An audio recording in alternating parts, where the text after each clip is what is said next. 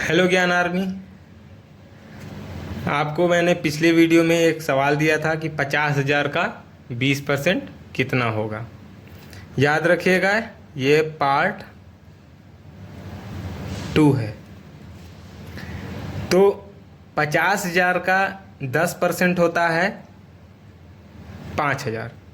आपको पिछले वीडियो में मैंने बताया था कि 10% निकालने के लिए हम एक डेसिमल इधर आ जाते हैं और 1% निकालने के लिए एक और डेसिमल इधर आ जाते हैं। ओके, मगर हमें यहाँ पे निकालना कितना है? 20% का। तो आप देख सकते हैं 10% की वैल्यू है 5,000, तो 20% की कितनी होगी? तो यहाँ पे हम कर देंगे गुणा 2 से, तो हमारी वैल्यू आ जाएगी 10,000। तो ये हो गया हमारा 20% की वैल्यू। कुछ लोग कहेंगे आपने यहाँ 2 क्यों लिया जब आपने 20% पूछा था? क्योंकि जब हम 10% में 2 गुणा करते हैं तब ये हो जाता है 20। अगर आपको इसमें कन्फ्यूज़न हो रहा है तो आप ऐसे भी कर सकते हैं कि 10% जब हमारा हो रहा है 5,000, तो 1% कितना होगा? 500, क्योंकि हम एक डेसिमल इधर आ जाएंगे। तो 1% हमारा हो गया 500।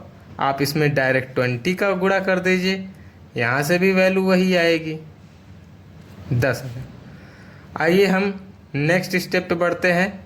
नेक्स्ट क्वेश्चन, जैसे कोई आपको रैंडम नंबर कोई बोल दिया 3333, कितना भी नंबर ले जाए वो, और कह दे आप मुझे इसका 3% निकाल के बताइए।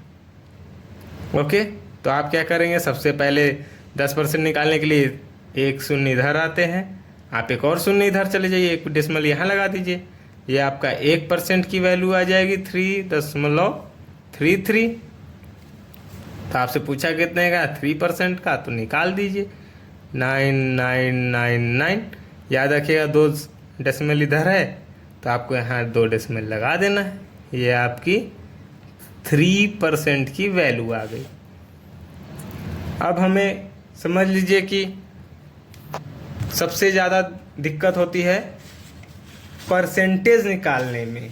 लोगों को अपने स्कूल में कितना नंबर लाए हैं, कितना परसेंट लाए हैं, वो दिक्कत होती है लड़कों को निकालने में, खास करके कि जो क्लास 7th में है, क्लास 6th में है, क्लास 8 में है, कितना परसेंट है उनका नंबर।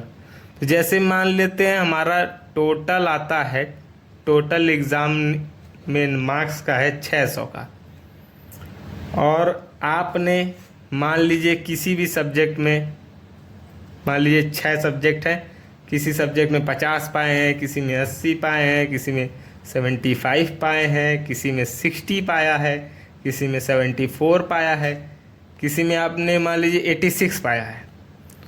तो आप इन सभी संख्याओं का योग करेंगे, जो कि आ जाएगा आपका, ये हो गया 425 आएगा। तो ये आपने ऑब्टेन्ड मार्क्स है, याद रखिएगा दोस्तों।